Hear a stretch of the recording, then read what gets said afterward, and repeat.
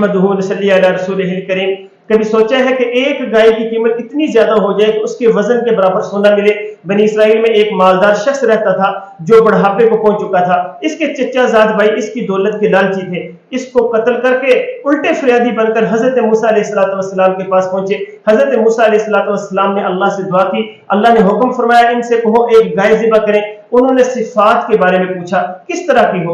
एक नेक शख्स जो कुछ अरसा पहले फौत हो गया था, अपने बेटे की वलादत पर एक गाय जंगल में छोड़ गया था और कहा, या अल्लाह मैं ये गाय तेरे पास अमानत रखता हूँ, ये मेरी औलाद के काम आए। वो बच्चा जब बड़ा हुआ तो अपनी माँ का इंतहाई फर्माबरदार निकला।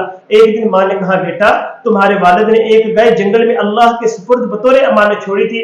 लड़का गया, गाय दौड़ती हुई इसके पास आ गई। गाय को घर लाते हुए रास्ते में बनी इसराइल के लोगों ने मखसूस सिफात को इस गाय में देखा। इसकी कीमत लगाई। लड़के ने कहा, माँ की इजाजत के बगैर मैं नहीं दे सकता। कीमत बढ़ते बढ़ते इसके वजन के बराबर सोना तय पाया। बेटे की फर्माबरदारी ने इसे दुनिया की सबसे कीमती तिजारत दिलाई। अस्सलामु अलैकुम।